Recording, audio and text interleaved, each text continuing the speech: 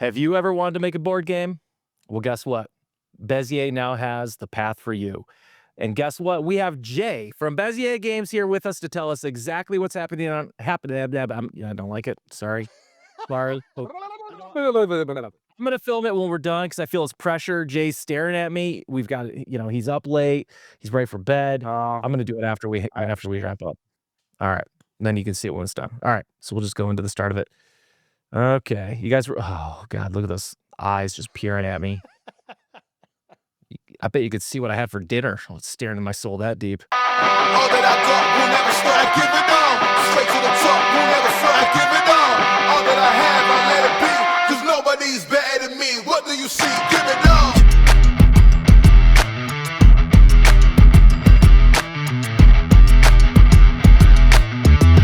on. Ladies and gentlemen, please rise.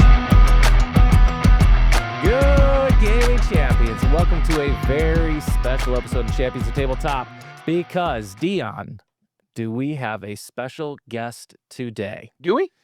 We do. Oh. Who is it? We have, well, you probably just heard his voice there. So I guess we got to bring him in now. We've got Jay, head of marketing for Bezier Games. I love it. Jay, welcome to Champions Tabletop. Taking a little break from your roles with Cardboard East and Bezier Games to be here today with us. Thank you, sir. Oh, no, I'm still working as I'm doing this interview. Oh, so that's why you want to do your time. You're like, I'm on the clock. I get paid hourly.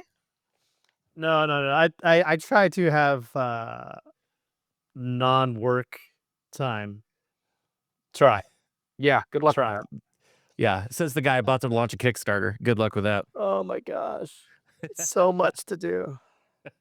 Well, Jay, we really appreciate it. We know you've got a lot on your plate, and it's good to see you again. So for those of you who don't know, Jay is the head of marketing for Bezier Games, and we had a chance to see you at Gencon and Origins, and you were listed on our top of lists for both Origins and Gencon. Me? So you personally, yes.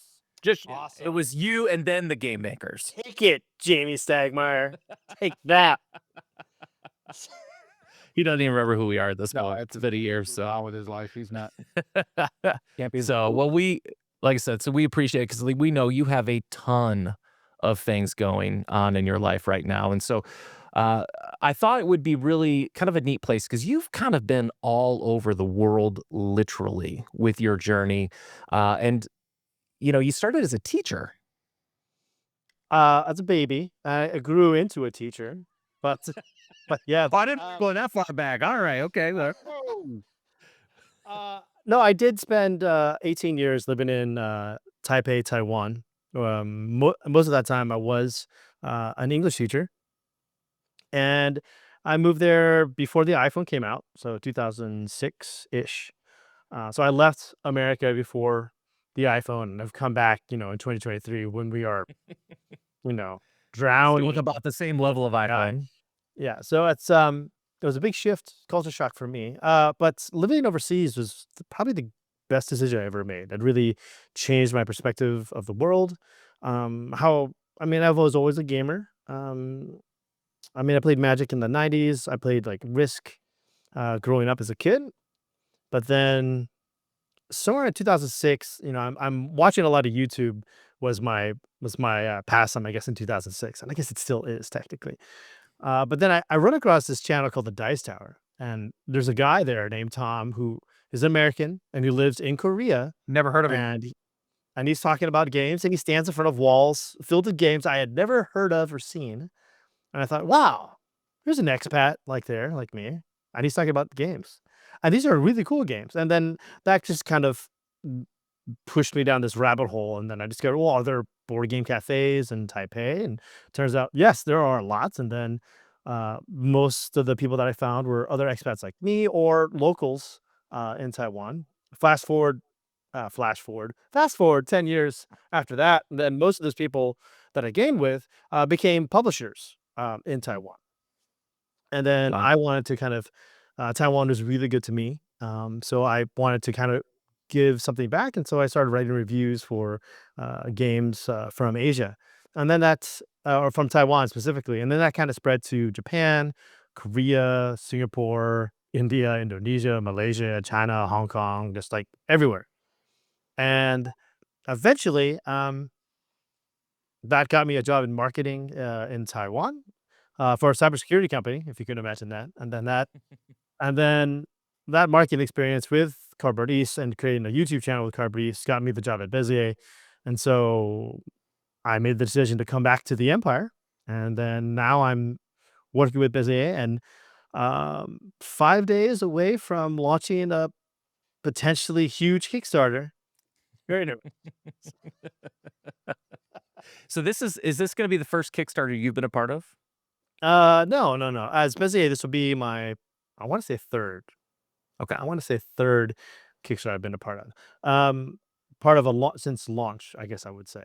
Because even though I did come later, I was still working the tail end of some Kickstarters because I think most people don't know that Kickstarters have a very long lifespan, even before they launch and before they end, because you still have fulfillments that you got to deal with. You still have questions and customer service that you're dealing with. You still have to, most publishers, if you have, 4,000 backers, it might print 10,000 units. And though you still have to market those 6,000 copies that you have to whoever, wherever. So, games have a very long lifespan, longer than a Kickstarter campaign. Mm-hmm. Absolutely. Yeah, and we're going to definitely get into the game makers because there's some interesting things that I think of when I think of Kickstarters. I'd love to ask you and your I love input it. on some.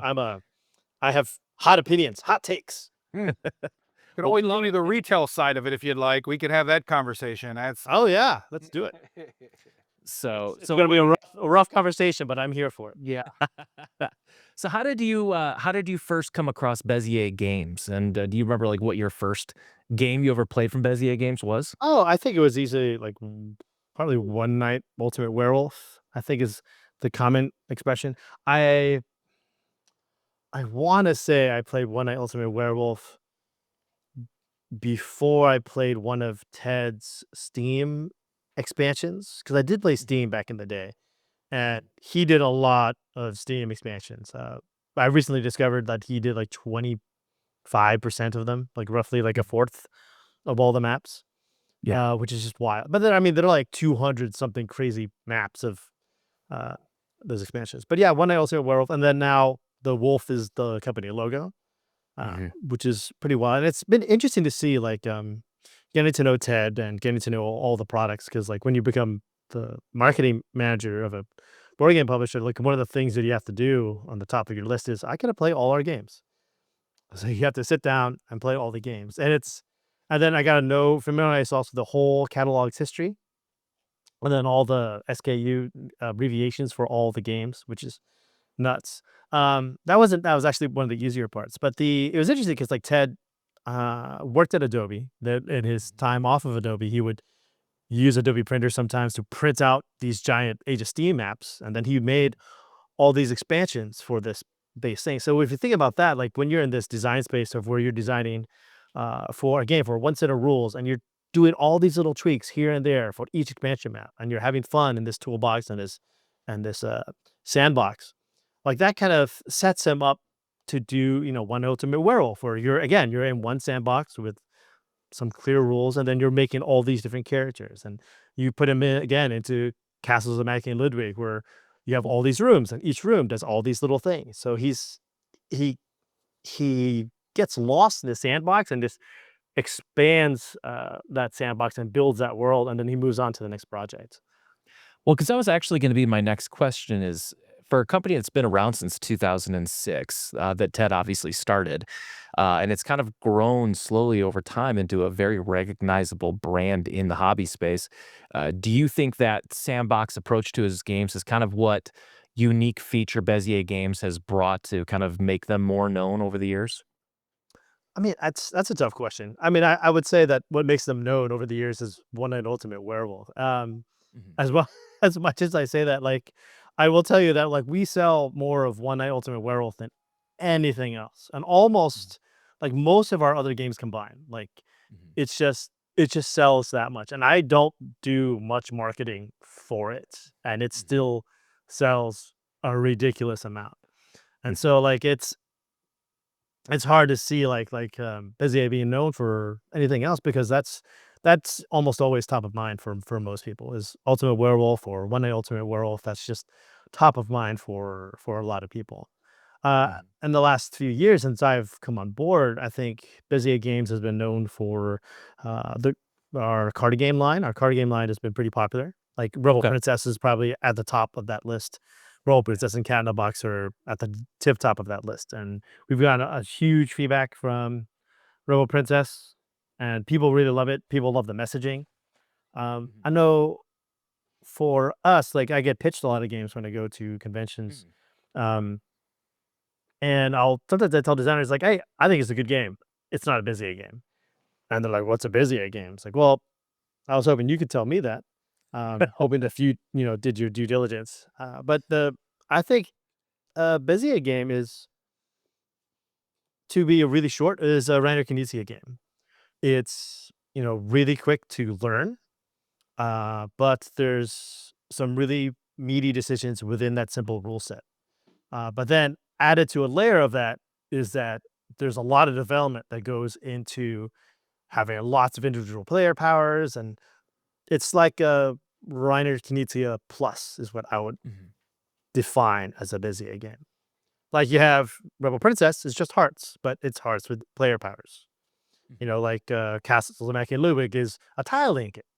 But there's also a psychological aspect with the person who decides how much each room costs, and each room can trigger, has its own scoring. So there's a lot of levers and things for you to think about and play with when you play that game. Yeah. And that's how I kind of view Bezier's games. Like they want to make games that are going to be evergreens, essentially. Like they try to get them to be as close to evergreen as they can. Jay, back in 2013, Bezier Games moved from California to Tennessee, and I'm sure it had nothing to do with taxes. But when you think of, again, obviously Werewolf, but Suburbia, Castles of Mad King Ludwig. From your perspective, Jay, what moments or situations do you think, besides Werewolf, do you think stand out as like the real turning point for the company? I don't know if there are turning points, but I think that I think it's more of rungs on a ladder. I think like as you're climbing up, I think one definite big rung would be, first and foremost is the collector's edition of Castles of Mad King Ludwig and collector's edition of Suburbia, right? Those are both $1 million Kickstarters that were just huge, and those are Suburbia for the longest time. Like when people said, "What's a good city building game?" It's like Suburbia. It's the best one. And even today, people will still answer that. But I think another one would be Cat in the Box. I think Cat in the Box just exploded. Like it sold out at Gencon. We had our logistics magician drove to Atlanta, then drove all the way to have more product. And that was probably one of the worst days of his life. Not because of the drive, but he said that when he opened up the truck, one of the pallets had tipped over and all the boxes had just sprawled out. I'm looking at Deon's face and he's like, so if you can imagine Deon, like over 1,000 units, individual boxes just laying in the bed of the truck. Now wanting us to go in at least. That's the good news. I'm good. Yeah. He was like, he said, like, I was so close to quitting that day. It's like, I don't blame him, man. Like, that's, If ever you needed a sign to get a new job, here you go. Yeah. but I would definitely say that, Castles, but Cat in the Box was a big turning point. And then after Cat in the Box, you see like Bezier created like this card game line. And so now all these different card games have been coming out.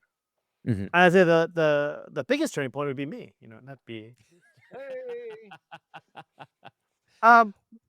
another turning point that I would say also is, like every publisher here is the pandemic. Like the pandemic changed board gaming. It changed how a lot of board gamers saw themselves, how they operate. Online sales became really important. Bezier took a little bit of hit because, the number one seller is a party game with a lot of people getting together in one room at a table, which does not happen when there's a pandemic.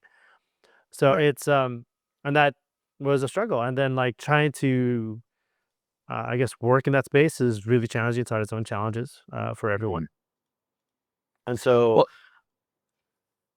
Well, and it almost seems like you guys are kind of ahead of the curve with that because that's actually been a huge talking point we've had going back to Origins was obviously with the uncertainty around tariffs and cost of shipping and what things were going to be and Yeah. some people not even being able to get them off the boat.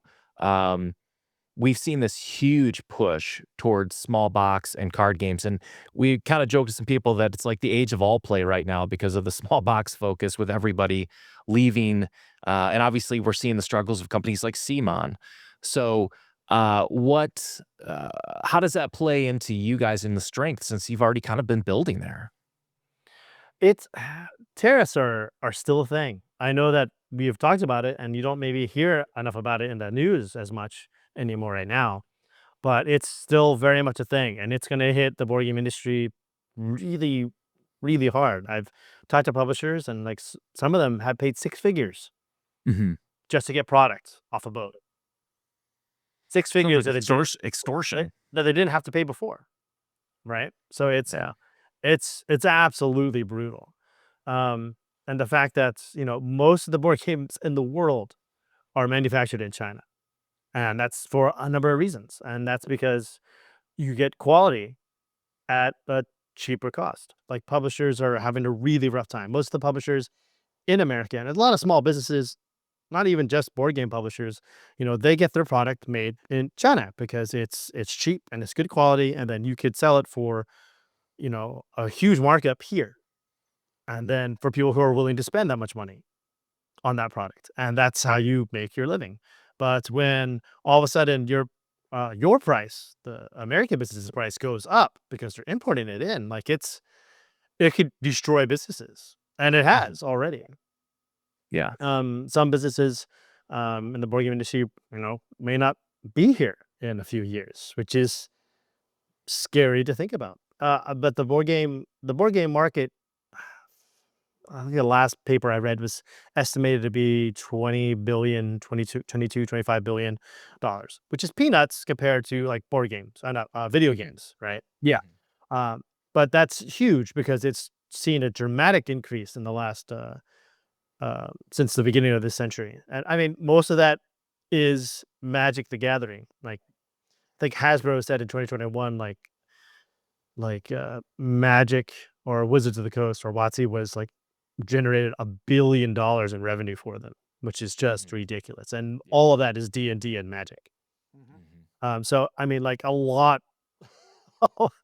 Magic is doing a lot of heavy lifting, not only for the board game industry, but for also like stores. TCGs, CCGs help keep the lights on in a lot of friendly logo board games, and that they create that community that stores like that need to operate. But how Bezier does it is like we got lucky because some of our stuff came in before the tariffs came in. All our 2025 product came in before the tariffs hit. Wow. We didn't have to pay a lot of that, but we've had I think we had some product come in that we did have to pay, but the bulk of our new releases for 2025 came in. Well, and one thing to give you credit too as a company, you've also got some really neat awards. I think you've won 3 of the Mensa Select Awards, or 3 or 4, is it? For Suburbia, Castles, and Favor of Pharaoh. Am I wrong? I believe so. I believe so. Yeah. So I'm sure when you pick up awards like that as a company, it has to be a lot of validation that we're doing some things the right way here as you're building a business. I don't know. I mean, awards are just awards. I'm a little bit. There's a hot take. First hot take there. Yeah. No, because I came from cybersecurity, and we paid $10,000. My cybersecurity company, they paid $10,000 to take part and like this little award kind of a thing. And so, and at the result, we just got, I don't know, like 10, 20 PNG files. And I remember thinking to myself, like, we are one of hundreds of companies that applied to be in this. Yeah. And that person running that just gave us a really terribly designed PNG file. Maybe I'm in the wrong business. I agree. But I mean, like, it's ultimately it's the sales, right? Mhm. And I know like people will complain about this and say like, Taco Cat Goat Cheese Pizza is a terrible game. I'm like, it's the number one selling game on Amazon. I think last time I checked, it's like 10,000 units last month, or is it 50,000 units I'll take last that month, bad game. which is nuts. And I mean, like, you can say anything you want about it, but like, if I were a publisher, I would love to have that in my catalog. Yeah. That right. So that's, and I mean, I think Bezier is leans more towards art than finance. So like, we want our games to be games that we want to play, but also, we need them to make money, right? We need to keep the dream alive and afloat.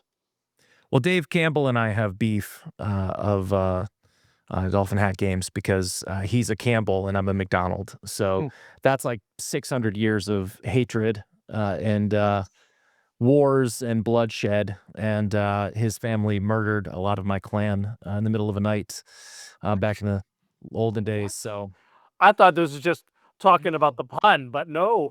it's like the Hatfield and the McCoys of Scotland. So I had met Dave a couple years ago at Gencon, and I just got back from Scotland, and we had some fun barbs back and forth. So if Dave ever watches this, he knows what I'm talking about. So he knows he's on the wrong side of history. Wow. That totally long term. Yeah. So That was anyway, not- back to Jay here. Let's get Deon, how are you doing, buddy? That's good to see you. these buddy. Speaking of marketing, Jay, so you just got a good chest there, Deon. Sorry. I don't know about the Scott. Yeah, the Scott's too much. So Jay, you describe yourself as as your job is like everything is marketing, which I love.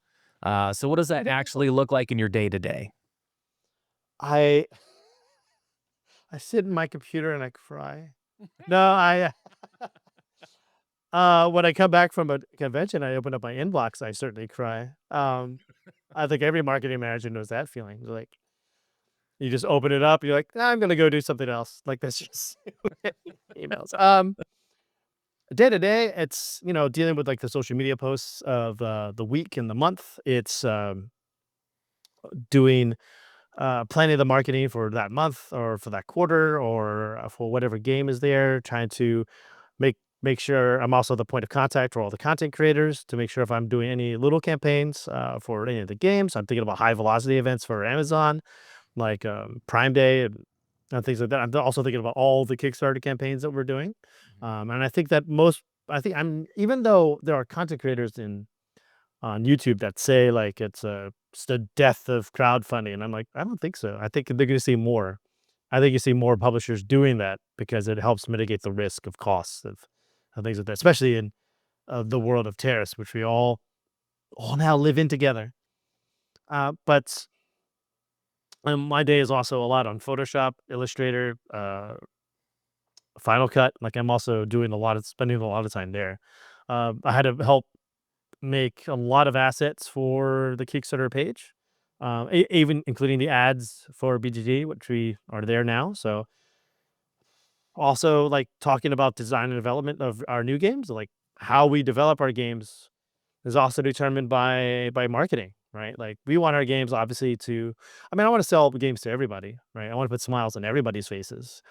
But as a publisher, like, I always tell this story about like my friend in Taiwan who's like, it took me 2 years, Jay. I sold 2,000 units.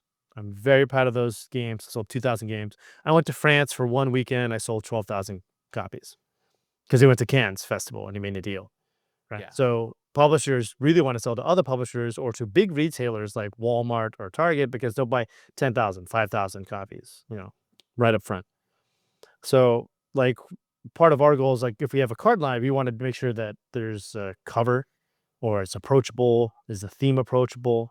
If the game could be about post-apocalyptic cars with Nazi teddy bears, but that might not sell well at Target or Walmart or Barnes and Nobles, like, and you have to make that choice. It's like, maybe we'll do something else. And so There's a few that have found out about that lately, isn't there? Well, I mean, that's a mild reference to Carmageddon and Conquer's Bad Fur Day, but I mean, it's like Rebel Princess is something that's approachable, right? It's approachable to like Barnes and Nobles. You can see that in Target. You can see that at Walmart. It's that idea of theme can, help sell a game.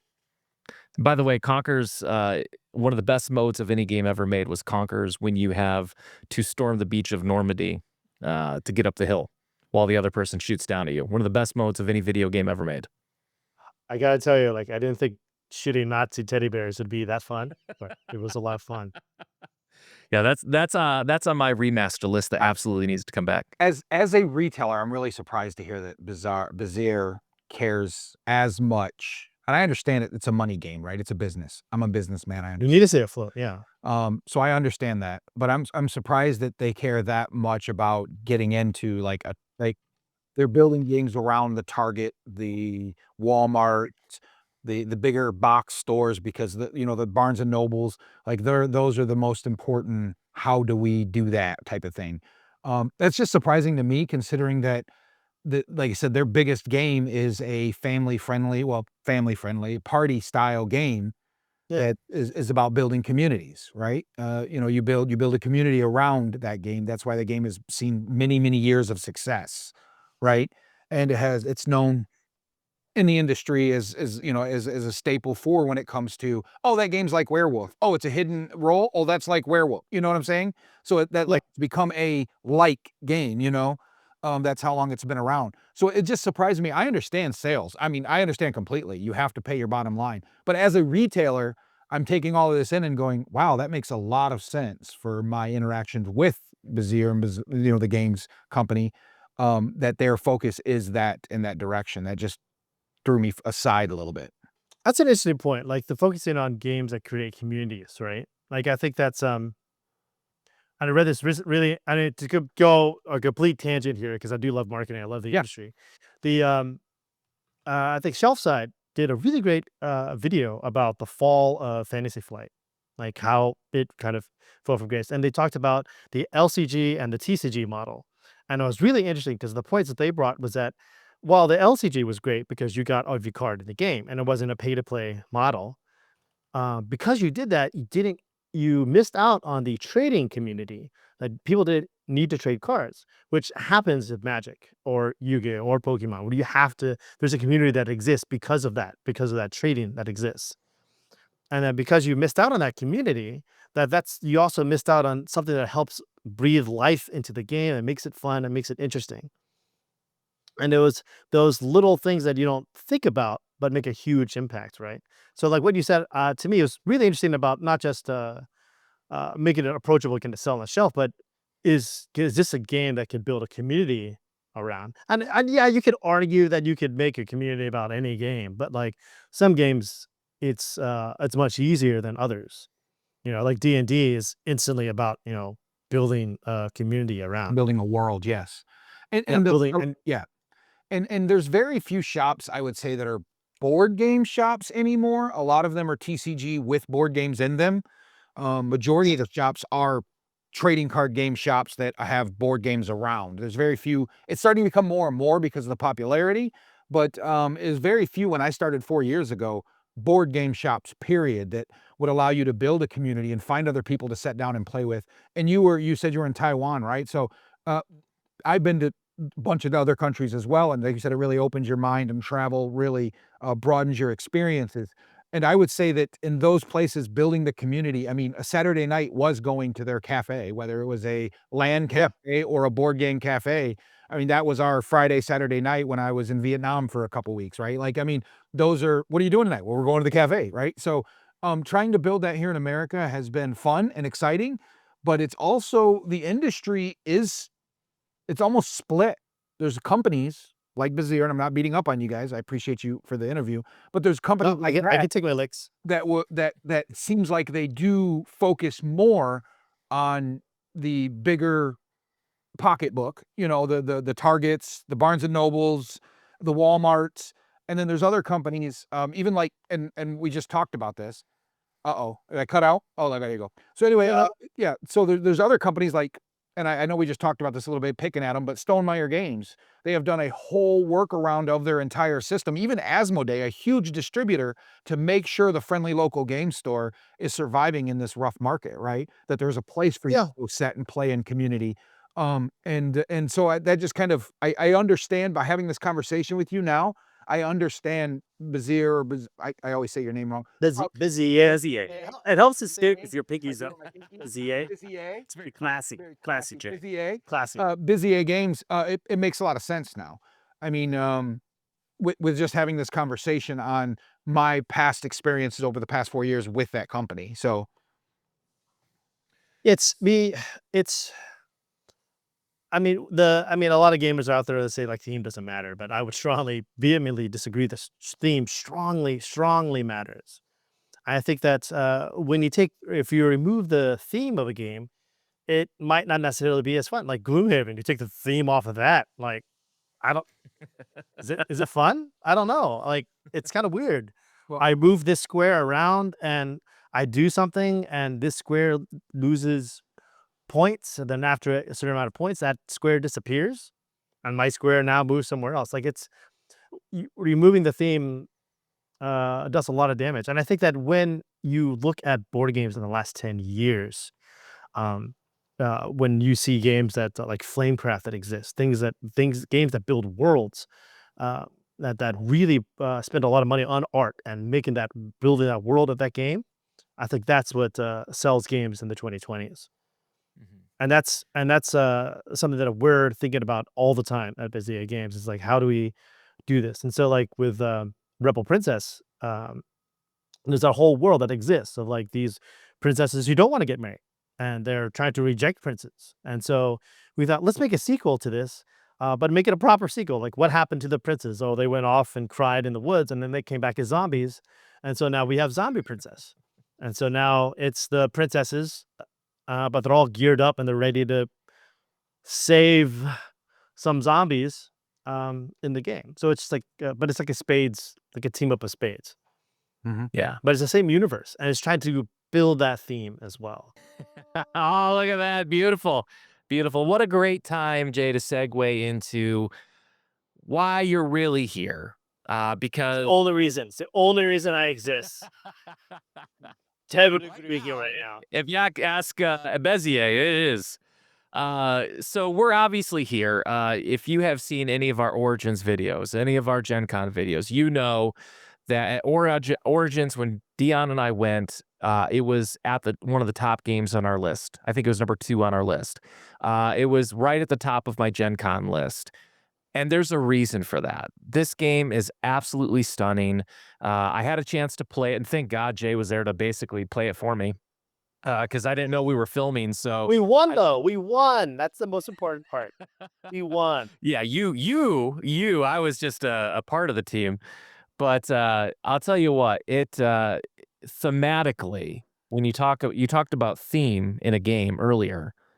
And I can't think of a more thematic or meta-thematic game than the game makers itself. So it's a board game about making board games. So where'd the idea spark from? It started from Ben Rossett, the designer. Usually when you say Ben Rossett, people will be like, oh, the Fromage guy, or the Search for Planet X guy. I'm like, yeah, that guy. But you may not know that he has been working for Panda Game Manufacturing for 10 years as a project manager and head of HR. He's now been switched to another department that he's now running, but he worked for Panda for like 10 years, and so he's always wanted to do a game about board game manufacturing. He eventually had the idea of doing it as a conveyor belt, and so that wheel that exists in the Game Makers was originally a conveyor belt. And when I played that version, I think I told Ted, like, I don't see it, Ted. This is a terrible game. And I was like, because it was just required so much setup and so fiddly. Like after each move, I had to reset the conveyor belt. I had to redo it again. It was just very fiddly. The upkeep just took me out of the game. And then I think Ted eventually switched it to a wheel, and Ben was like, "Oh, it's back to a wheel again." I didn't want to make Fromage again, but I guess the wheel just works. And so, and now I think I've teased him before, because like I said, like, Ben, so now with Search for Planet X, Fromage, and the Game Makers, you're gonna be the wheel guy. He's like, yeah, I can live with that. I can be the wheel guy. Well, and you're right, because in Fromage, I know they have 2 editions, but I'm like, you can't have anything other than the deluxe edition. It's so nice. with the right? It's so nice. And I think that's what's so cool about the game makers though is that we got the rights to use like over 300 games, real games, in there. Our licensing manager Renee, and it helps to remember her name if you keep your pinky up. Renee did such an amazing job. She did like over like 1,900 emails. I think she's past the 2,000 mark now, of just back and forth with all these publishers. Just her, just her, all the contracts, all of that. And so she did an amazing job. And then all the publishers were so nice to just give us their babies and run wild with them. Are there any surprising hurdles with that? Because that's a lot of legwork. Yeah, I mean, there were a lot of at first, from how Renee would tell it, is like there are a lot of weird misunderstandings. Like, what are you talking about? What? I don't understand. I don't know. No, scare me. No, no, no. And so, but eventually, when some people got into the idea, more and more publishers joined. Then it came to the point of like, well, I want to be one of the cool kids. I don't want to be excluded. How do I get my game into your game? And so it kind of steamrolled into that. But some of the big hard no's that we got were, I mean, they're all from games who have an IP that's larger than the board game industry. So like anything Star Wars, anything Disney. So a lot of publishers like, Deon, I know you love that game. We'll give you that game, Deon, but you got to talk to Disney first. And then, we have to think to ourselves, is the 200 emails worth it for one card in the game? Yeah. Yeah. like- Would you even or- notice that it's not there? Yeah, so it's like all the Disney, all the IPs owned by Disney, all the talking to the Herbert Foundation, talking to the Middle Earth Enterprises, talking to all these huge IPs, and then it's right. There are a lot of hurdles, and some of them we're still exploring, but those would be explored after like we release, after we build. Because we do kind of support the game makers every year. It's okay. I think you have the most important ones in there, which is the Lacerdas. So we're good. We can move on. Well, and I've got to give a quick shout out because nobody would know this unless it was said, but credit to Jay as, a marketer.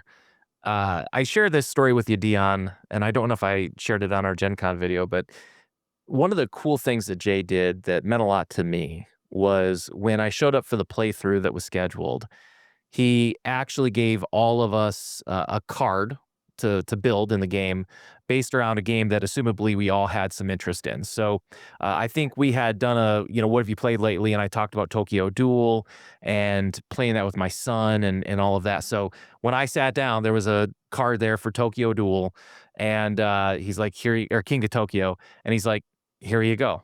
And I just thought that was such a neat little thing, and just something that just shows your attention to detail as a professional too. Oh, thanks, man. It was part of when I was in charge of when I was put in charge of or back in it. I mean, obviously I was going to be put in charge of it because there's only me. But I was thinking that unlike any other game that Bezier has done or any other board game publisher has done, like the game maker is going to resonate on an emotional level different than any other game before it. So these are actual games that you've played. I think Ryan Guerra from the Game Boy Geek said something really interesting. He's like, not really a lot of games about car manufacturing, farming, sailing in the Mediterranean. Like these are themes that I like, but I don't personally love them. Like I don't have my own farm. I don't sail across the Mediterranean, but I do collect board games and I do play board games. And so this is something I'm really passionate about and I really love. And the fact that every time I draw cards, these are games that I've played and games that I love and I know, and it reacted really emotionally that I wasn't expecting. And it's true because like when you see that, when you actually draw those cards and you see all those games, it's a very weird feeling, and I realize that when you market the game makers, it's going to be about emotion with a lot of people. Like how do they interact with the games? And even in our market research and the surveys that we've done, like we asked, like, are you interested in this, this, this, this, this, this, this? Like dice, plastic, whatever. Some of them are yes, some of them are no. But one thing that was like just clear as day, like everyone wanted more games and more cards. Like people wanted more in it. And just seeing all those games there, um, and seeing how everyone reacted to it, like and I noticed that like, the one thing you want to do when you're doing the demo is you're trying to get someone to care about the game before anything else. And there are tricks that you could do, like if you can connect to them on some sort of social rapport, then maybe they'll like the game. You make them feel comfortable at the table, then yeah, they'll transfer some of those emotions that they had connected with you with connected with the game. But for me, like when I was doing this, I was thinking, you know what, this is all about the games. Let's find out what some of these people's favorite game is. And when I give them that game, you're have this immediate emotional response to it. You're engaged with the game. You want to build that game because it means something, personal to you. And so it was my way of trying to get people into the game as quick as I could because I didn't have enough time to do it. And it seems like cold and clinical to say, but like I also want to create like happy memories and moments for people. Like letting people like, oh man, I got to build like one of my favorite games. And people Well, can and take it home too. it's so true too, because when I was in the game, you draw cards and they can either be used as almost supply cards to kind of Grounded the not pulp for other games. that's basically, or you can keep them and use them to build. And especially playing it in the demo version with you at Gen Con, I would be remiss if I did not say I pick up Azul and I'm like, yeah, supply deck, we're gonna churn that one up. But then I pick up Nemesis and I'm like, oh, we gotta build Nemesis. We gotta build Voidfall. We can't let those go to the woodshed. So it's true. You're emotionally connected to them. Yeah, it's I wasn't expecting that to happen. Like, and when we first started demoing it with people, I noticed that like people would have this a very emotional response. Like some people would just be like, "This game sucks," and I was like, "I don't know why you're talking to me. Why did you feel the need that?" Like they were just very emotional about it, like this game is not getting made in this pocket universe. This game will not be made. And then like some people are like, "I love this game and I'm gonna make it. It does nothing for me right now in terms of this game, but for personally, it does for me." And so there aren't many games out there where people will willingly play suboptimally because of some emotional attachment they have to a game component. Well, and speaking of the emotions of things, so obviously we just wrapped up Gen Con, and I want to ask you about what the vibe you kind of have had post Gen Con has been. Did people react the way you expected, or did anything surprise you? Because I have to give you so much credit. Your booth was a lot of attention to detail. Oh, well, thanks, man. I mean, a lot of that goes to Kevin, our trade show manager. He does a great job designing the booths, and his philosophy, which I do love, is that every board game booth that you attend should feel like an amusement park, and each demo table is another ride. How do you make that enjoyable and fun for them? And what Instagrammable thing that can we have at our booth at all times, especially at Gen Con, because it's all about spectacle at Gen Con. And so the idea of having a forklift at our booth was just hilarious because like in the game makers, you are essentially playing as forklifts, swimming and sharking around a giant warehouse. Um, so having a forklift at the booth would be funny. And then having a forklift holding a pallet that is the table that you play game makers on would be hilarious. And then that naturally extended to, well, we need to have a giant panda driving the forklift because one, there are giant pandas in the game. And then two, we don't want some Yahoo jumping onto the forklift going, "Look at me, Dad." So that was dual purpose there. But Yeah, sorry about doing that, by the way. it's fine. We promised we wouldn't talk about it. Uh, OSHA's really mad about it, by the way, but whatever. but it's a lot of fun to market. A little tricky too. Like, but it was a lot of fun. And like giving out I mean, the real hero of game makers are the publishers, right? Over 133 publishers so far have said yes. And the fact that they gave it to us, at no expense, it's like, we love this idea of the game. We would be honored to be a part of it. Um, was something that doesn't happen in many industries. And that's just something that's really cool about our community, about the like gamers, I think, are the coolest community on the planet. Because like we could not even speak the same language, but we both play the same video game. We both say playing board game. We could rock it. We could rock that town. So what does the post Gen Con glow look like for you heading into this Kickstarter that's about to launch? Well, this checkout was a little different than most. Like there were there are a lot of games released at Gen Con, but I guess for me personally, as a gamer, there weren't as many big titles this year, if that made sense, right? Like usually every year, they're like everyone has like their Rushmore of games. Like there's like, oh, there's these games you get. But I didn't feel that with this Gen Con for whatever reason. I mean, I know a lot of publishers didn't show because of the tariffs. But it's just one of those years where that didn't happen. Even like, I love Memoir 44. I love Star Wars. So Battle of Hoth, that's me. And the fact that that wasn't huge and as big as I thought it was going to be was really shocking. Because when I saw it at Spiel last year, I was blown away. I was like, "What?" Yes. But the fact that it didn't like change people's lives like it should have really shocked me. Really. Yeah, Deon and I had a chance to play it at Origins against the Dice Tower guys, and we absolutely had a blast playing it. Yeah, it was. I got it Wednesday, and I've been. They sent me an early demo of it, and I've been nothing but playing it here at the shop. So Yeah, I really like that game a lot. that's awesome. But it's like this year at Gen Con, it just wasn't. There weren't many big things, and so, but people were talking about the game, and I think that Bezier Games. I don't know what it is, but like a lot of our games, I think aren't games that you love until you play them. Like there are a lot of games out there you see them, you're like, I gotta have it. And maybe that's because of that world or the community that they built because of it. Like every new Lacerda game, people are like, gotta have it, gotta have it. I find the same issue with a lot of games because there's so many on the market. It's almost like weeding through like whatever some talking head tells you to buy, you go out and try it, right? That's kind of where the industry is at the moment.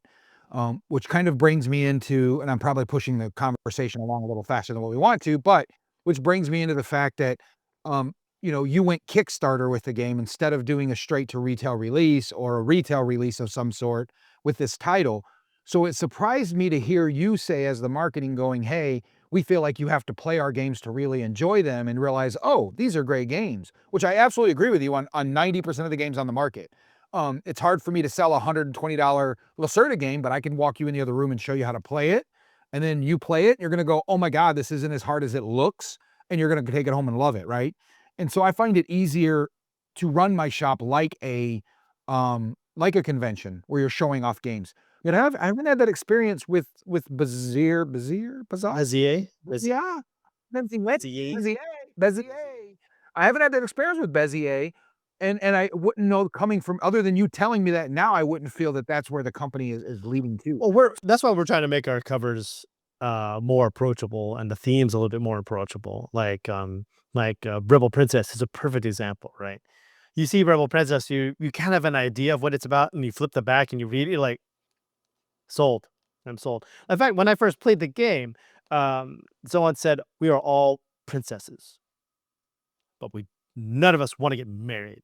And they built up this theme of like, and the princess is broken in our slumber party. They're all talking about marriage, and you don't even know who you are, Jay. I'm like, I don't know who I am. And you don't want to get married? I don't want to be married. Or maybe I do. I don't know anymore. Yeah. Wins the game. I'm like, sold. I don't even know any of the mechanics, but like, I am sold. I'm all in. I am all about rejecting Pompous Princess. Let's do it. And so, like, that cover really conveys that too. And so, like, Zombie Princess really conveys that same feel as well. And so we did Haunted Mouse, and Haunted Mouse is, when you look at it, it's like, oh, it's a little mouse and he's haunted by ghosts in a house. I get it. haunted house, haunted mouse. I get it. So there are these. We're trying to make that connection a little bit more approachable to people. And as fellow content creators, it's all about a thumbnail and title, right? Like getting that combination just right to get someone to click on it. Getting that cover of that game and that title just right, so where they'll click on it on any online web stores or pick it up off a shelf, right? Like to me, like the cover of a game is all about, will that customer pick it up off the shelf or will they click on it? Yeah. So then that brings me to ask you, I guess, like I said, I'm not pushing the conversation along. Why did you, I mean, we're only like, I think 3 or 4 days away from going Kickstarter with the game makers, right? 4 days. 4 days away. So we're 4 days away from going to Kickstarter. What made you guys say, okay, we're going to Kickstarter with this title? This is the most expensive game that Bezier Games has ever done. Flat out, period. It is expensive. The forklifts that you played with are the 3D printed prototype. The one is the final copy will be like Hot Wheels, kind of like metal bottoms, but like plastic on wow. top. Wow. We were experimenting with having them actually roll. I said no, don't need that. But the Hot Wheel ones, and I use that for a lack of a better term because we're all from the 1900s. We all know what Hot Wheels are. I say Hot Wheels, people are like, I get it. I know what you're talking about. Yeah, And we're with it's you. Jay, you should have done a little wind up with them too. You don't crank them, right? They zip off to the next spot. but yeah, it's a big game. There are there are like hundreds, like not I'm gonna say more than 100, like hundreds of components. And so and also with the tariffs being where they are now, like it just made more fiscal sense for us to do a Kickstarter to help mitigate that risk and take it there. I am also terrified of game makers, like because I'm like babysitting over 300 IPs. Mm-hmm. If Yeah. I do a bad job at it, like that's 300 IPs that looked bad because of me. Because this is such a more grandiose product for you. I mean, I think It's this is huge. going to be your next evergreen. So how are you guys approaching the marketing of this versus things like One Night or Suburbia? Well, again, it was just trying to get it to like an emotional level, trying to reach out to people who just like games. Unlike other games, this is games that are going directly towards gamers. I know it sounds weird to say that, but it's like I love Lacerda games. Like Dina and I both love Lacerda games. But I see Compound over your shoulder there. yeah. I don't think you'll ever see a Lacerda game in a Target or a Walmart. Like these are just things that just don't happen. And I think that's I would be shocked. I would take a picture of it and share it on my social media, and that would be really geeky. Well, they have to also put in the weapons section too, like in the sporting goods. But like it's like what I mean by gamers, I mean like that top 1%, the early adopters, people like who are on BGG, right? They're a very small percentage of the actual people who play board games are the people who are BGG users, but they are the early adopters. They're the people who will buy a game before like most of the people on the planet. So these is like who we're targeting because they're the ones who it's going to affect the most. And so putting it on Kickstarter was, I think, a natural conclusion for us. I mean, we were tossing around which crowdfunding platform that we want to go with, and then we ultimately went with Kickstarter just because more people know the word Kickstarter than crowdfunding. Do you get recruited by these two? Like when you decide you're going to do the crowdfunding path, does GameFound come to you? Does Kickstarter come to you? Like take you out to dinners and stuff like that? Or They don't take me out to dinner. I would love to be taken out to dinner, but who doesn't like a free dinner? But the truth is, like every company is always going after everyone else, right? So Kickstarter stops by everyone's booth at conventions. GameFound stops by everyone's booth at conventions, like because they're businesses too, right? And if no one went to GameFound, then there would be no GameFound. If no one went to Kickstarter, then there would be no Kickstarter. So, just like any other business, they're, doing what they can to grow and stay afloat. yeah. So without spoiling too much, what's one thing you think with the game makers, the players are gonna be talking about, months after release? Like, what's in your mind that thing? Do you think it ties back to just the connection with the cards? Do you think it's getting to fill up their calyx for the first time? Like, what's your impression of what people are gonna be talking about months after the release? Oh, I don't know. I would love to think that people talk about games, one game all the time, but the truth is that people talk about games quite interchangeably, depending on the day of the week or different hours of the day sometimes. But I think that with game makers, I think it's just I think people will be talking about the fact that it's just real games and it's just real IPs, that these are games that really exist. And it took a lot of emails to get that to happen. And that's really shocking that a lot of publishers will say yes to it. Like it's just really, really shocking. And a lot of, I mean, it took over a year of emails to get all of that to at least where we are now. Who was the That's first really, one that said yes to you? Can you say? Or I don't think I can say. I okay, know that Renee did start with publishers that we already have a good rapport with. okay, Like Stonemeyer was definitely one of the first ones because we collaborated with them on previous titles before. And like one of the weird things that Bezier does is that when they collaborate with other publishers for a series of games, we usually keep that series with that publisher, right? So yeah, like you do between Two Castles of Mad King Ludwig, it just makes sense that Between Two Castles is with the same publisher who has Between Two Cities. mhm, It just makes sense that way. And it makes sense that if we did search for UAP, well, that should probably just, stay with Renegade because they have the other two search games. Yeah. mhm, Like we could have easily just co-done it, but it just made more sense to, let it just kind of officially stay under their catalog because they have the series of games. yeah. And Ted is Ted and he likes to go into a sandbox, play with the toys there, and then move on to the next sandbox. So that kind of leads into the next thing. So we've got the game makers coming out, which is going to be all the focus. And again, I think it's very easy to say that this is going to be one of the biggest releases of 2025 because again, seeing so much hype at Origin, seeing so much hype at Gen Con, like I said, I confidently feel this is going to be just a massive success for you guys. W- as I was having You're a so small, confident. I'm terrified. yeah, you shouldn't be. Like I said, just observing the booths.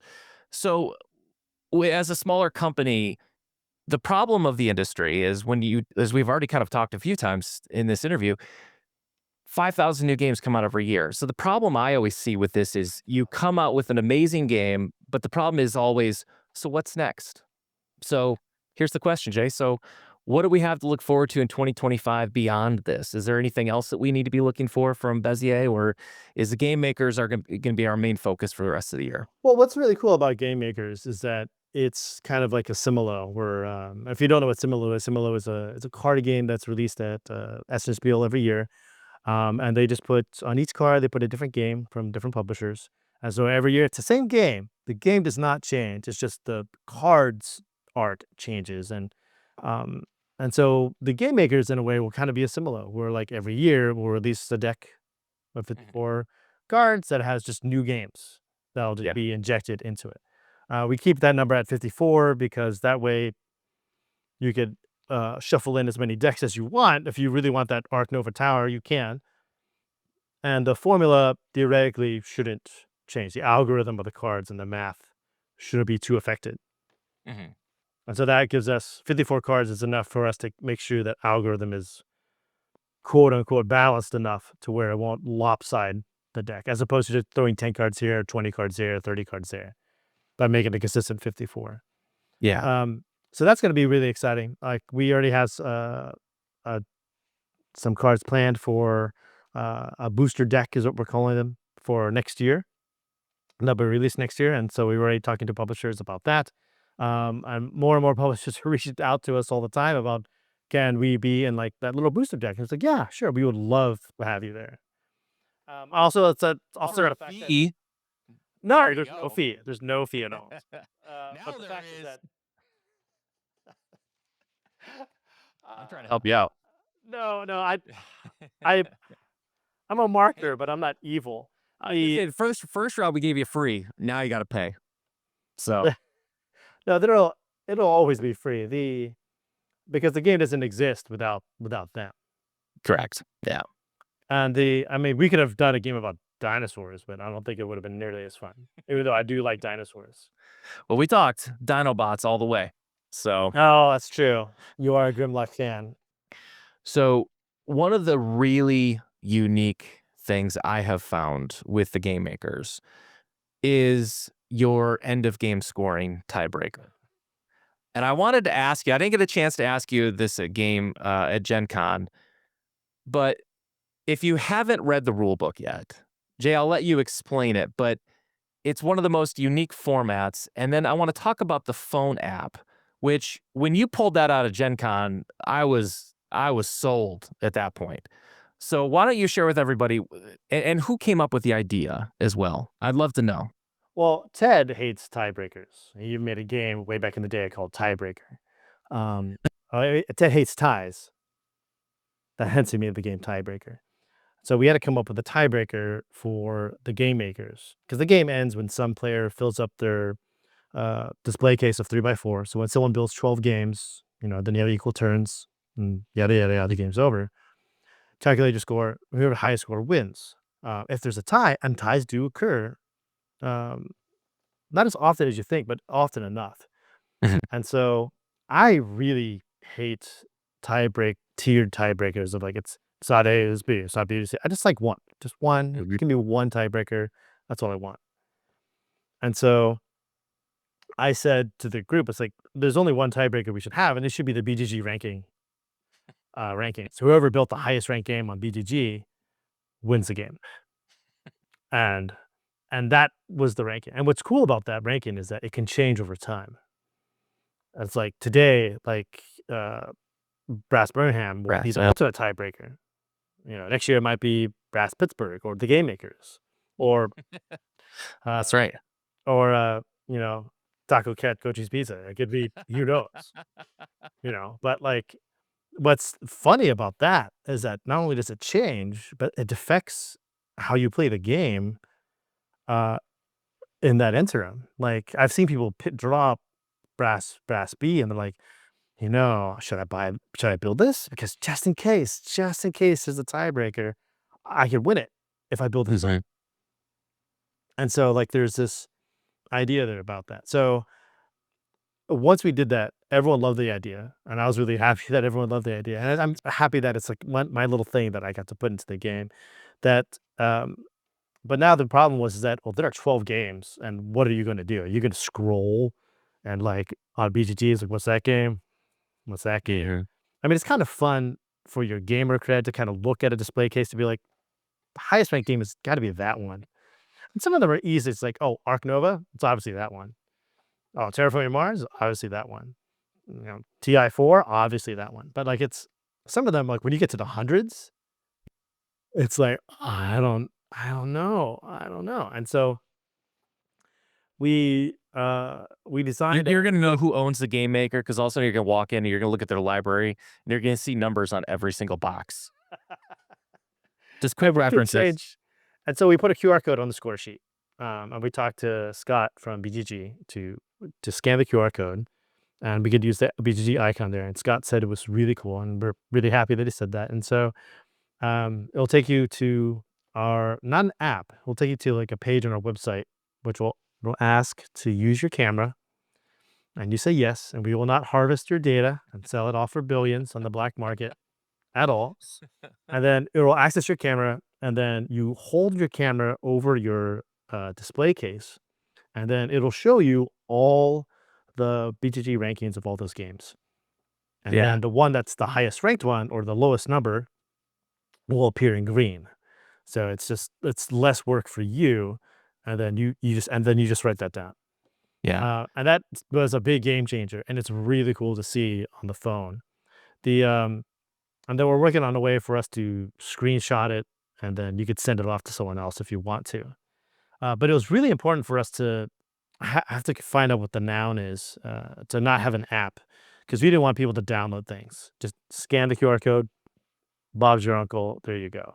We didn't want to have people download an app for it. Yeah. It's just another thing, another barrier. I have so many apps on my phone already, so I don't want. Well, I just thought it was an ingenious way, again, back to I think what the biggest strength of the game makers is, which is thematic. It just added so much more theme back to the game that, the best way to wrap it up if there's a tie is to literally say who made the most popular game ever. So I just want to give a lot of credit. And obviously now I know, congratulations to you. That's an awesome addition. And, Oh, thanks. and again, it really adds a lot of flavor to the game, which I think just helps push the narrative of this is going to be a very thematic game. And that's true. Like if you were a manufacturer and you advertise that you made this game or you made that game, that's a cool game with lots of components. Yeah, you made that. You could our manufacturer company makes that, and that's what every company would do anyway. But I think it's really cool that it ties in. In fact, we so here's your exclusive that we were not happy with our current solo game, so we are redesigning it. And when we were redesigning it, we were thinking up to ourselves like, how do we get this to something that we like? And so we came up with a few guidelines, and then we said we need to make it about the games.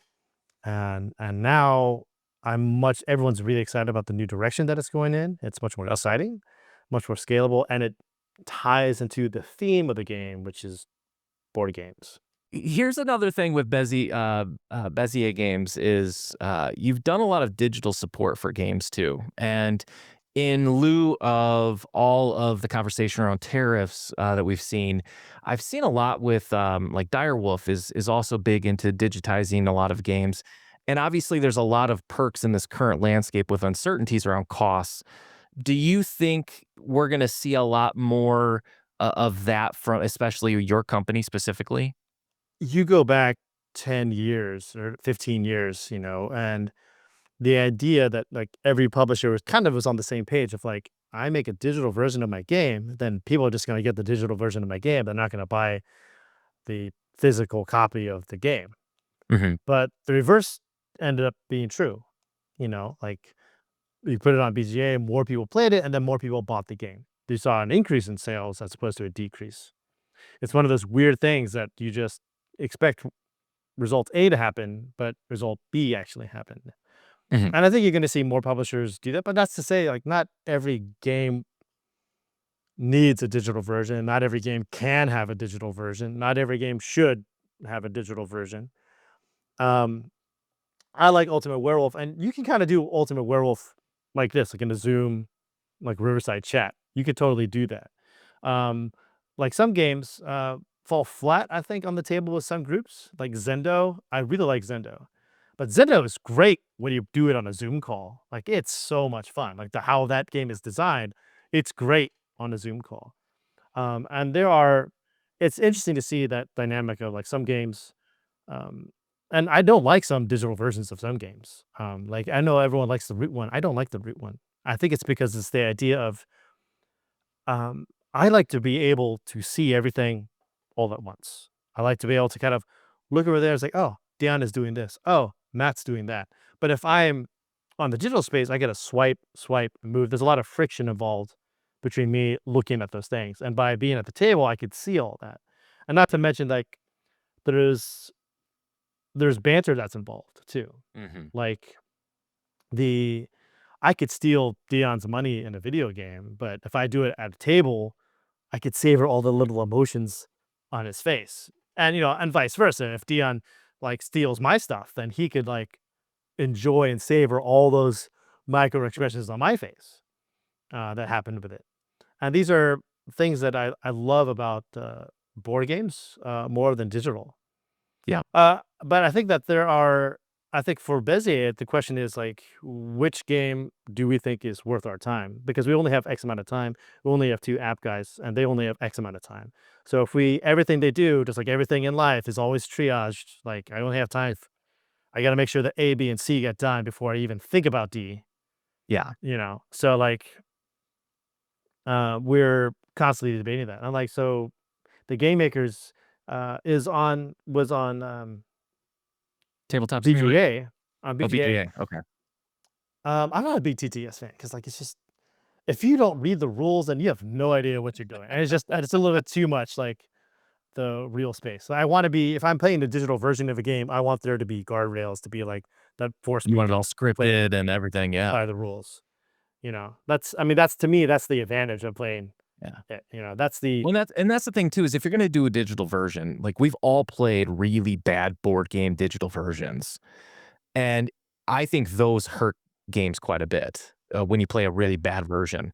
Whereas there are some beautifully done, like Dune Imperium is a great example. I mean, I Yeah. own Dune Imperium, and owning the digital version will never take that away. But for my dad and I, we can hop on and play the digital version. He lives, over an hour and a half, hour and a half away from me. So that's a way for him and I to hop on Discord. We fire it up. He loves that game. We play it together. We have a great time. That's to me what it involves. But when we get together, we're still going to play it in person on the board. Yeah, and there are. It's funny because like a good friend of mine, he doesn't play deck builders or bag builders anymore. And I was like, why not? Because I just hate shuffling. If it's a bag, I toss it in a bag. I don't have to shuffle.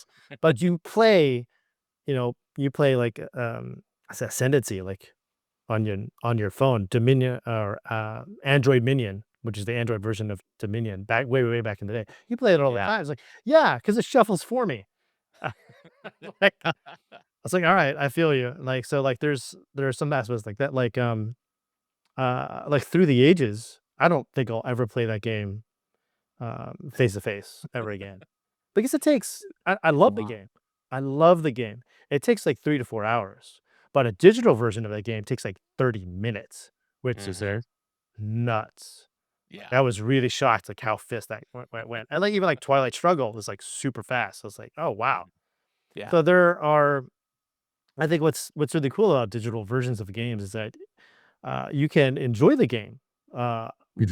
And you get some games work that way where you can really enjoy the mechanics of the game and be like, oh wow, I didn't realize the game was like this that much, because your mind isn't weighed down by all the upkeep and all the things like that you have to deal with, all the random RNGs that you have to activate, all the random number generators that you have to, all the dice you have to roll, all of these you have to roll, that it's all kind of done for you, and so you're just focusing more on the mechanics and the strategy of the game. Yeah. And that's where I Yeah, give BGA. Yeah. I give BGA a lot of credit for that, because for me, I'm with you, Jay. Like there's just so many games you need to know about.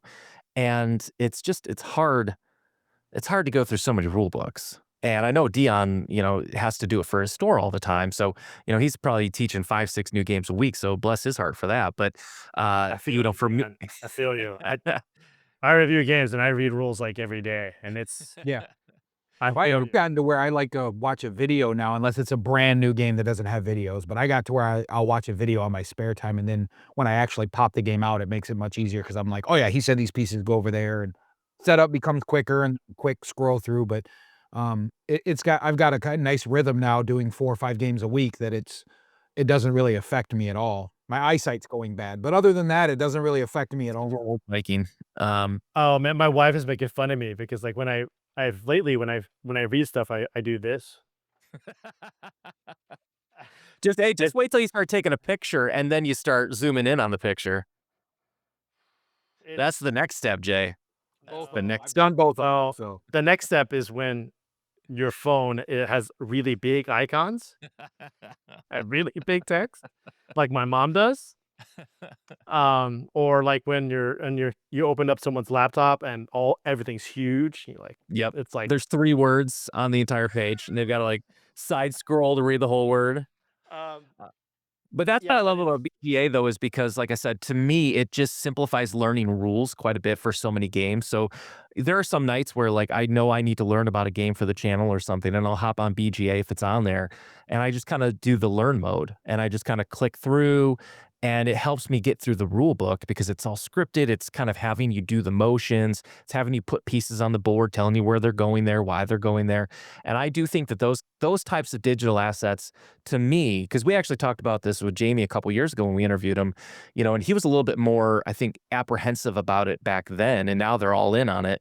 But to me, it's like those kind of digital assets enhance a game. Like if I really enjoy playing something on BGA, I'm probably 90 to 95% more likely to go to a store and go buy it because I had so much fun on BGA versus it's detracting me from going and buying it because I like the digital. weird feelings about BGA.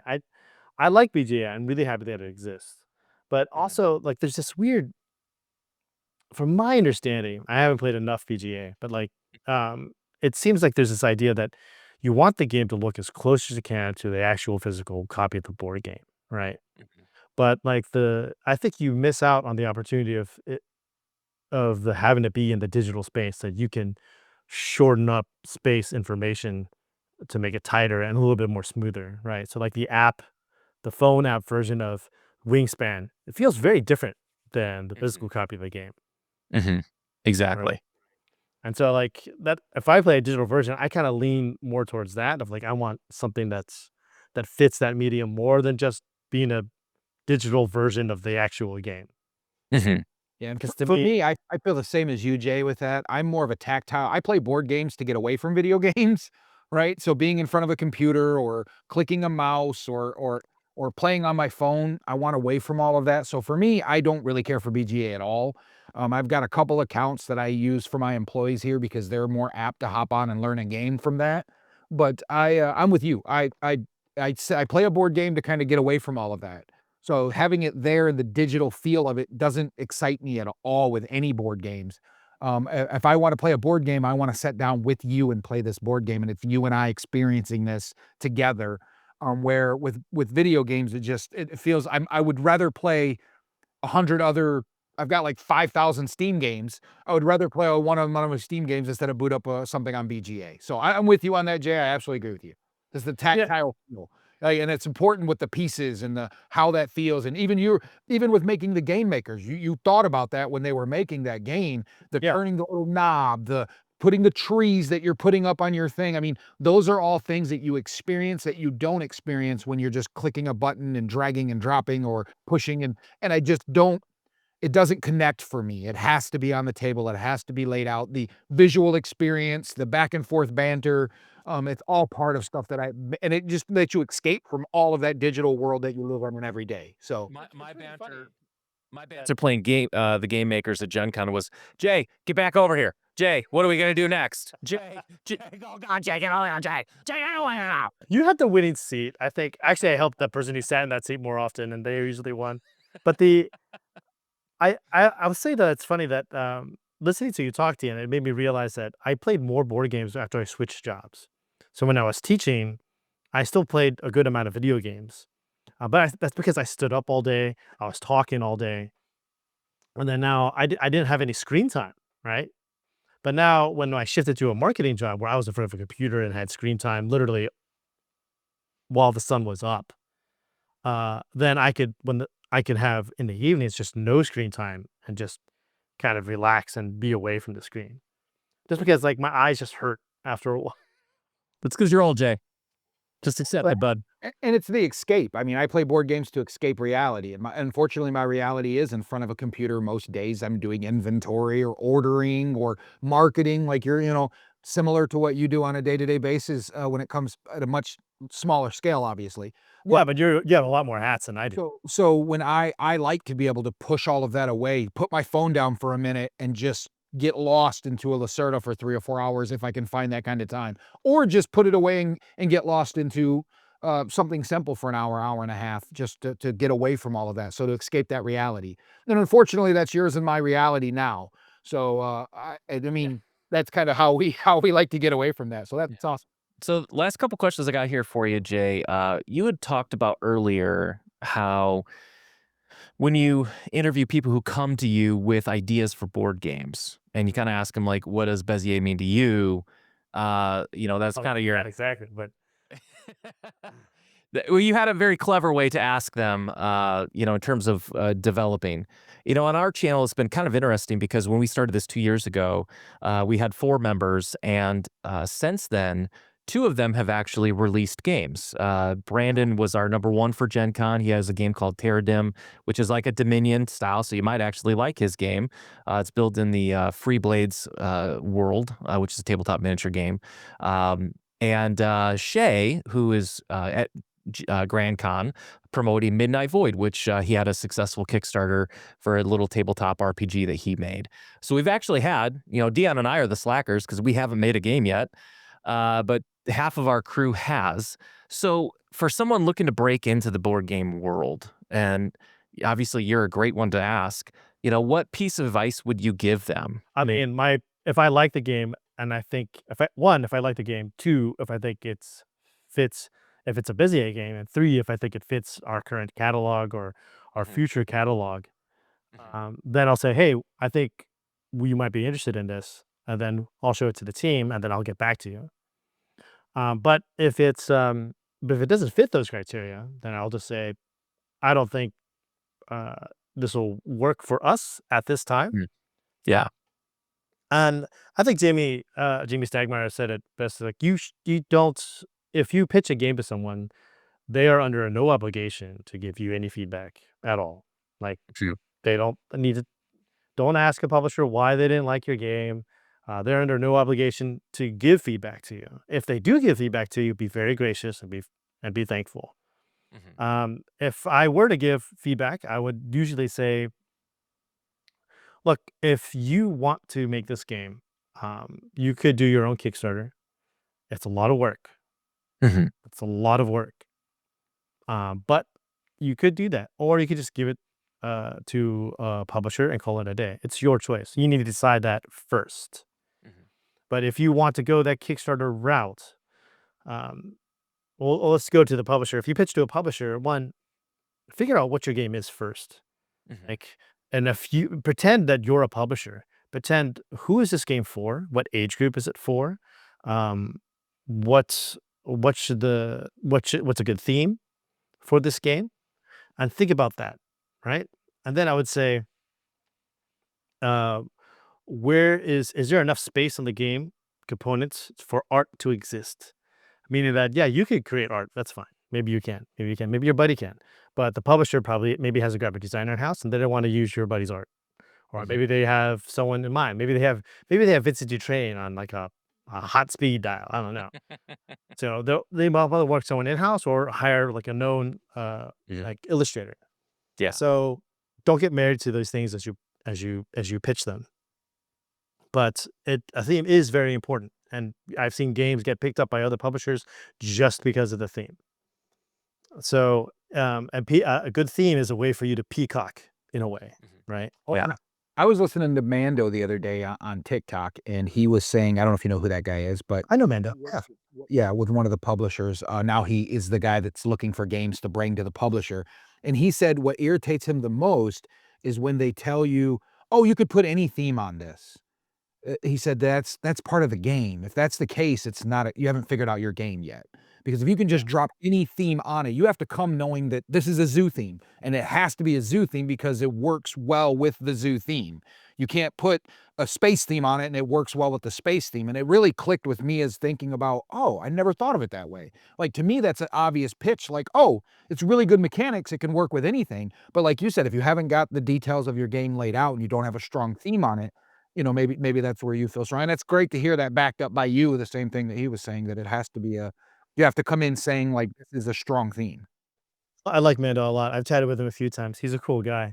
To expand on what Mando said, I think the simplest way I could give it to you, if you want to pitch it to a publisher, is if I had to say one word, it's friction. You need to remove all the friction from your game, meaning that anything that makes a publisher hesitate. So they have to come up with a theme. No, they don't. You already came up with a theme for them, right? They have to come up with an art style. No, they don't. You already came up for them, right? Think about these things here. And think about like they have to think about how to manufacture this game. No, they don't, because you already came up with that yourself. Now, that could be making it a simple card game. And what I mean by that is like, I've seen people say like, oh, you're going to roll 50 dice to do this. I'm like, 50 dice is expensive. That dramatically increases the cost of the game. Maybe there's a way to do that doesn't include 50 dice. Maybe there's a way to change the game there to do that. And you need to think about that too. Like, because as cool as your game is, like, it needs to be made, and it needs to be made at scale. And so you need to think about how do you develop your game so that way a publisher's not forced to make these weird decisions like that. The other thing is to look at the publisher. What's really hot right now? What's really popular right now? I like, for example, like a cool card game would be an easier pitch today than a roll and write game would, right? Like most publishers be like, roll and writes aren't really hot right now. A nice, cool breezy card game is cool right now. So you need to be, remove that friction from them, right? Two would be to pitch the right game to the right publisher. You know, like don't bring the wrong game to the publisher, right? Like that's just not what you want to do. Like you're not going to bring a 4X epic 5 hour Twilight Imperium clone to Stonemaier Games, right? Because Jamie's like, that's not my brand. That's not. No, you're going to take it to Eagle Griffin, right? Yeah, you might maybe you'll take it to Hugh Griffin, or Yeah. you're not gonna, you're not gonna take a big heavy. If you have a big heavy cool train game, you should show Eagle Griffin that, right? You wouldn't show that to another publisher. Like this is what I'm talking about. So Do you feel like it's getting so you think more, you said this earlier, you think more games will move towards crowdfunding, but I was just kind of curious what you think the overall feeling is from the public towards crowdfunding that you hear, because obviously there have been some concerns with some pretty big companies financially.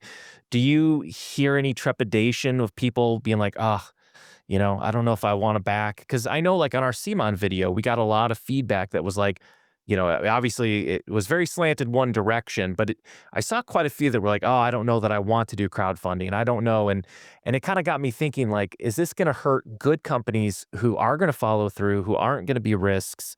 Like, it kind of brings everybody down a bit. So have you heard any feedback on that? Or well, before I answer that question, I do want to preface this with this side little anecdote. Was that I saw this great little interview about with the head of YouTube trends for over a decade. He's had this job. His job is to analyze YouTube trends, and he said that the statistic that he said is that everyone on the planet watches some form of content that no one in their circle does.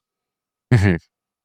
So to me, I take that means like my view is just a puzzle piece to maybe a bigger piece, maybe a few pieces put together than others. So it's a small vision of what I have. Yeah. I will say, just like AI, is that crowdfunding is not going anywhere. It's going to be here for a while. It's been here for over a decade, and it's made the hobby a better place. And some people say for better or for worse. I'm like, no, it's for the better. I think of Days of Wonder. Days of Wonder, when it came out, like it came out with these games. Every year they did one game and it had quality production. And I still look at those games and I still think they look really good. Yeah. But like everyone said, like they've raised the bar. And now, like, you look at I don't know, like Ticket to Ride Europe. It's a really good looking game. And when you open the box, it's a good looking game. But if you compare that today to what comes out today, it's almost on par with what's with today, right? So that bar, in a way, has been raised for a lot of publishers. And that's a good thing ultimately, because we're all getting better quality games. But at the same time, we're also getting more expensive games as a result of that. What is cool about crowdfunding is that is two things. One, you get lots of indie publishers out there, small publishers, like just one people, two people. They can make Mhm. that dream come alive and really get that game out.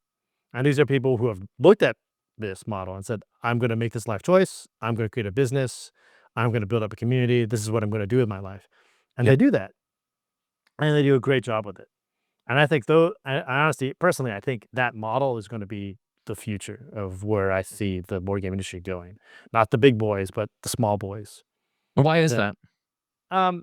We'll get there in a little bit, but like big boys acquiring small boys, and then it's just I see that happening. I see that Okay. positive effects, like Budweiser buying all the small breweries around Mhm. the U.S. Yeah. I see that happening with board games. That's what I think it's going to be.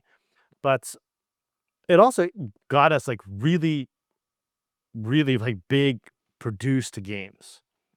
Like, but unfortunately, it also made people kind of expect that high quality of stuff.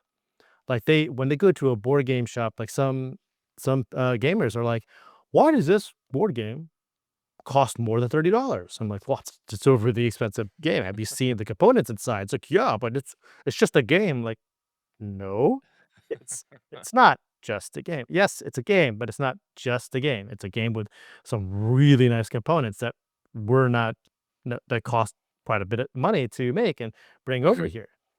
And so like there's this idea of like, but you get to have like these big epic games, and they become more apparent. And I love that. I love that Voidfall can exist, right? A huge, epic, gorgeous game on the table, right?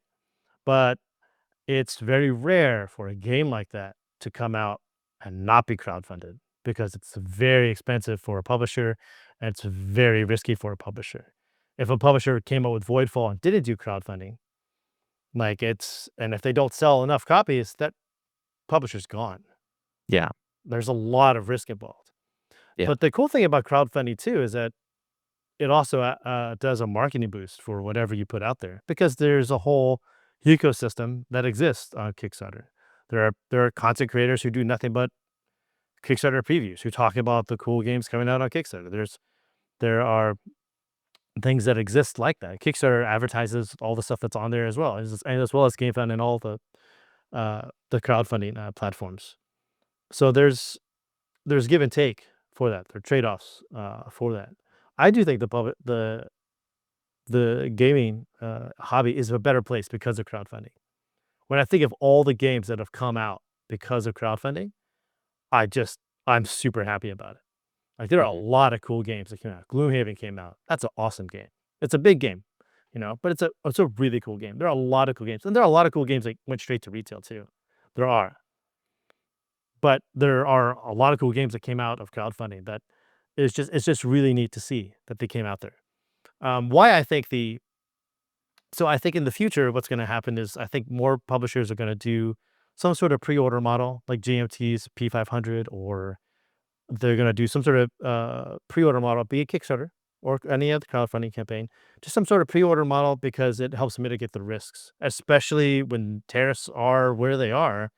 It's expensive and a risky time for publishers, and publishers know that, hey, publishers have survived recessions, just like everyone else. But it is time where you need to tighten up your budget and be very careful and take fewer risks because every board game publisher is like one bad decision away from going away forever. Well, here's a palate cleanser for you, and we'll kind of wrap up with this, Jay. So you have, for your YouTube channel, you've covered quite a few games, and obviously they'd probably be pretty unique to a lot of people here in the U.S. Because I know you cover a lot of Asian-based games. That's all I But with everything you've done with Cardboard East or with just what you've played through the years of hobby, what is the one game that if you could bring into the Bezier catalog that's not, what's the one you would trade for? There are a lot of cool games out there. I'm looking back there. I mean, some of them have already been picked up.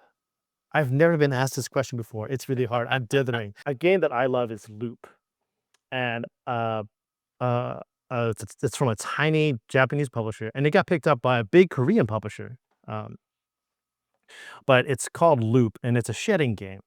And it's a game where you try to get rid of all the cards in your hand, and it's a ladder climbing game, right? Kind of like Scouts or whatever. But the twist of this is that when I play cards from my hand, I have my own personal discard pile, and so do all of you. So do both of you. So after we're done with one hand, I take all those cards from my hand, shuffle them back up, and then I put it there. So all our hands don't change. And then we'll rank our hands by the order that we went out. So Deon came first, Jay was second, and Matt, you were third. Thanks. Yeah, I get the yeah. Okay, go ahead. And then Sounds realistic already. Oh, but the cool part now, Matt, is that we all stand up and we can all switch seats. So Matt, you can realize that, you know what? I'm going to take Deon's hand. And I'm going to play Deon's hand next. And you would stand up and sit in Deon's chair. And then Deon would be like, you know what? Matt, you're just a bad player. I'm going to win this next hand with Matt's hand that got in third place. And he's going to go switch there. And then maybe I'm just stuck with my own seat. But like I love this idea of this game. And I know switching seats is weird, but you have to do it because you need to tie the information from that hand with that position at the table. It's easier for your mind to do that. If you just switch the decks around, it's hard to remember which hand is where. But it's so much fun. And it kind of eliminates this idea of like, oh, I just got dealt a bad hand. It's like, oh no, you didn't. I played that hand. I went out first. You're just a bad player. So and Now I feel like you're going right at me with that statement right there. It felt very. and you score points differently, right? So if you went out first with a deck that came out in last place, you score a lot of points. If you went out first with a deck that went out first before, you score very few points. So it incentivizes you to pick a bad hand and do really, really well with it. And I really like that game. I think it's really simple. The hook is very simple, but it's clever.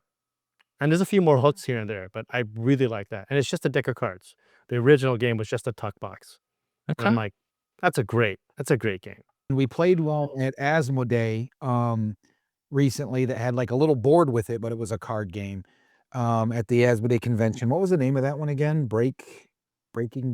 Taking time. Taking time. But It's not hard yet. Yeah, majority of the time, it's just like, oh, this is a trick-taking game with this element. Okay, done. Like, oh, this is just this with this. Okay, done. I love trick-taking games. Yeah, exactly. I know you do with trick-taking turntable. But I mean, I'm just saying that it's card games. You can only do so much with a deck of cards, right? So if there's a uniqueness about it, like you said, no, you're just bad. Let me show you how to play that. And that's a good twist on it. However, if I go sit over there and I still get third place, then yeah, he was just dealt a bad hand or whatever. But I've found myself liking card games that have a unique twist, right? Yeah. Before it was like Uno and any kind of euchre or a trick-taking game, and that was kind of where it's at. But they're taking like the Crew and they're switching it up into a Lord of the Rings thing, right? Which everybody really, when that game went crazy. You know, the Lord of the Rings trick-taking that was just out. I liked it. Yeah, exactly. And because it had the good IP of Lords of the Ring, and it was a decent game, and it was still challenging as a cooperative mode. And I'm not saying they're bad games. I'm not saying that at all. That's what's cool about board gaming, is I have my selection, and I think they're the best, and you have your selection, and you think they're the best. And everybody, there's a place for all of us in this beautiful board gaming world, right? So it doesn't mean that it's crap and it'll never do anything. It just means it's not for me. And so card games I beat up on quite a bit and Shay loves card games. Shay is perfect. He absolutely loves every card game you can get him down to play. But a lot of times it's like, oh, it's this game with this little silly thing added. It's not enough. Or, oh, you're flipping this over. That's the only thing added to this simple card game. It's not enough. So I do feel, but I also feel like with that mechanic, there's only so much you can really push it to, I feel, without just kind of slapping IPs on certain things that is the exact same thing. You understand what I'm saying?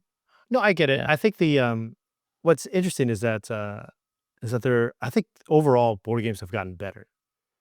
Like I very rarely play a bad game. Like I played a lot of games that are just, it's good, but it's not for me, but it's okay. It's a good game, but I don't feel the need to play it again. Like I feel that a lot. But I don't, and occasionally, you get that gold rush of like, oh, this game is awesome. But I very rarely play a bad game. And I think overall, it's just everyone's gotten better at game design, but also because board games have become a global thing now. Like your designer can be in one country, your artist can be in another, that more people are making games from more communities all coming together for one community of games, which is really bad. But to your defense, Deon, I will say that a lot of worker placement games kind of feel samey, right? There's more design space there, but there's a lot that kind of feels samey, right? There's a lot of like deck building games that kind of feel samey. The harder part about cards is that there isn't as much range as you could do because there are fewer components, right? Fewer components for them there. But every now and then, some really cool card games come up that do something different or do something old, but in a really good way.